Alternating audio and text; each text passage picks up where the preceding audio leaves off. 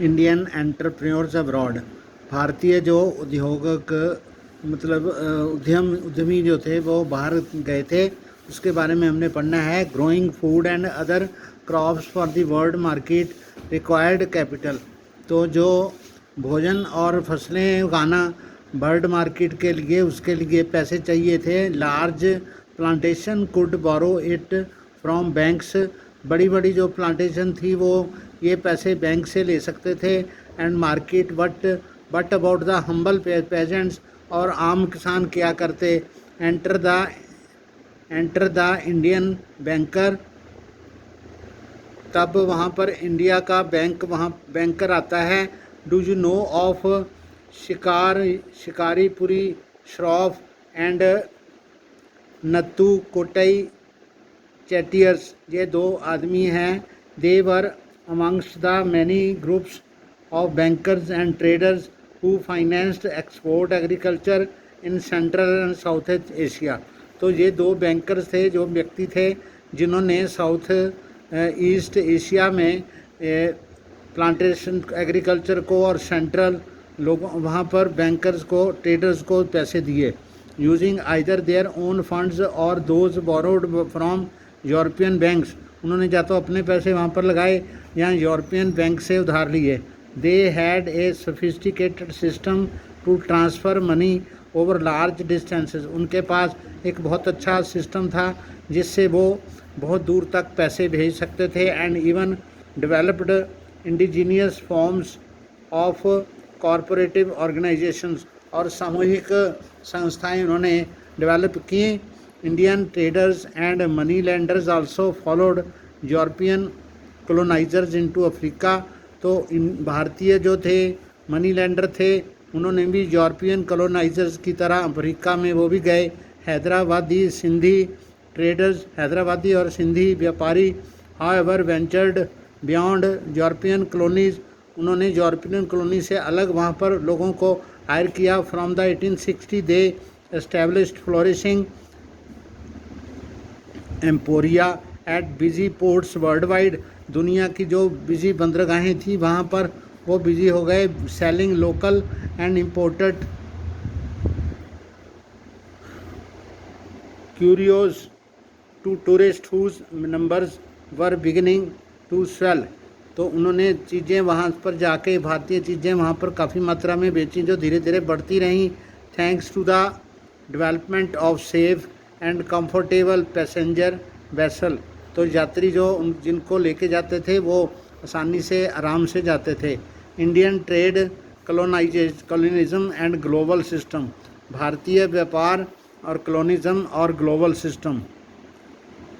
Historically fine cotton produced in India were exported to Europe, पहले बहुत बारीक जो कॉटन होता था वो इंडिया का यूरोप को एक्सपोर्ट होता था। With industrialisation British cotton manufacture began to expand, जब कारखाने बढ़े तो इंग्लैंड का जो कपास था उसका कपड़ा जो था वहाँ पर बिकने लगा। And industries pressurise the government to restrict cotton imports and protect local industries, तो जो सरकार, जो व्यापारी थे, उन्होंने, कारखाने वालों ने सरकार को कहा कि वो लोकल जो इंडस्ट्रियलिस्ट हैं उनको बढ़ावा देने के लिए इंपोर्ट को बंद कराएं। Tariffs were impose on cloth imports into Britain, तो ब्रिटेन में जो कपड़ा भारत से जाता था उस पर बैन लगा।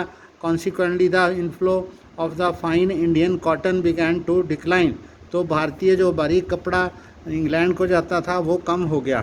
From the early 19th century British manufacturers also began to seek overseas market from their cloth, तो ब्रिटिश मैन्युफैक्चरर्स ने 19th सेंचुरी के शुरू में अपने कपड़े के लिए भी व्यापार के लिए इलाका खोजना शुरू किया। Excluded from the British, England से बाहर निकलकर मार्केट वाइड टैरिफ बैरियर, तो जो मार्केट थी उसमें जो टैक्स वगैरह ज़्यादा थे। Indian textiles now faced stiff competition in the other international markets. दूसरी अंतर्राष्ट्रीय मार्केट में इंडियन टेक्सटाइल को, कपड़े को बहुत मुकाबला करना पड़ा व्यापार के लिए। If we took at the figures of exports from India, जब हम भारत से एक्सपोर्ट का फिगर देखते हैं, we see a steady decline of the share of the cotton textiles, तो हम कपड़े के व्यापार का जो शेयर था, हिस्सा था, वो बहुत कम होता हुआ देखते हैं। From some 30% around 1800 to 15% by 1815। 1800 में कुल 30% कपड़ा भारत का था और 1815 में वो 15% रह गया। By the 1870 this proportion had dropped to below 3%। तो जो 1870 तक ये घट के 3% रह गया। But then did India export, तब भारत से क्या एक्सपोर्ट होता था? The figures again tell a dramatic story, इससे एक नाटकीय कहानी का पता चलता है। While exports of manufacture declined rapidly, export of raw material increased equally fast. तो यहाँ से जो रॉ मटेरियल था वो जाना अधिक हो गया। Between 1812 to 1871 the share of raw cotton exports rose from 5% to 35%। भारत से जो कच्ची कपास जो थी, रुई जो थी, 5% से 35% एक्सपोर्ट हो गई। Indigo and for dyeing cloth was another important export for, तो जहाँ से जो इंडिगो यानी नील जो रंगने के लिए जाता था, उसकी एक्सपोर्ट और ज़्यादा हो गई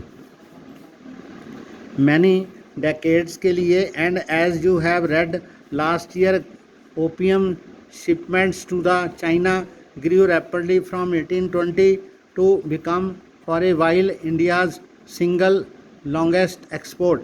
भारत से अफीम जो थी चाइना के लिए जो जाती थी, वो सबसे ज़्यादा एक्सपोर्ट वाली चीज़ बन गई। Britain grew opium in India, Bharat में अंग्रेज़ जो थे यहाँ पर अफीम उगाते थे। And exported it to China, उसे चाइना में भेजते थे। With the money earned through this sale it financed the tea and other imports from China, उसी पैसे से वो चाइना से चाय वगैरह लेके आते थे। Over the 19th century British manufacturers flooded the Indian market, तो भारत में अंग्रेज़ व्यापारी जो थे बहुत ज़्यादा आ गए 19th सेंचुरी में। Food grains and raw materials exports from India to Britain and rest of the world increase. Bharat से रॉ मटेरियल जो था अनाज का और कपास का वो बढ़ता गया। But the value of British exports to India was much higher, तो अंग्रेज़ों इंग्लैंड से जो भारत को कपड़ा वगैरह आता था, बना हुआ माल आता था, उसकी कीमत बहुत ज़्यादा होती थी। The value of British imports from India, दस ब्रिटेन हैड ट्रेड सरप्लस, तो उसे यहाँ के व्यापार से बहुत ज़्यादा फ़ायदा हुआ with India Britain and this surplus to balance its trade deficits with other countries. तो दूसरे देशों से जो व्यापार का उसको घाटा होता था, उसकी पूर्ति वो इंडिया के व्यापार से करते थे। That is with countries from which Britain was importing more than it was selling to, तो यहाँ पर वो खरीद रहा था, कम खरीद रहा था और अधिक बेच रहा था। This is how multilateral settlement system works, तो ऐसे एक जगह से दूसरी जगह में जो मल्टीलेटरल सेटलमेंट सिस्टम था वो काम करता था। It allows one country's deficit with another country to be settled by its surplus, तो एक कंट्री का जो घाटा होता था तो उससे दूसरे देश को फ़ायदा होता था with a third country. By helping Britain balance its deficit, India played a crucial role in the late 19th century world economy. इसलिए भारत ने विश्व की आर्थिकता के लिए बहुत बड़ा योगदान दिया।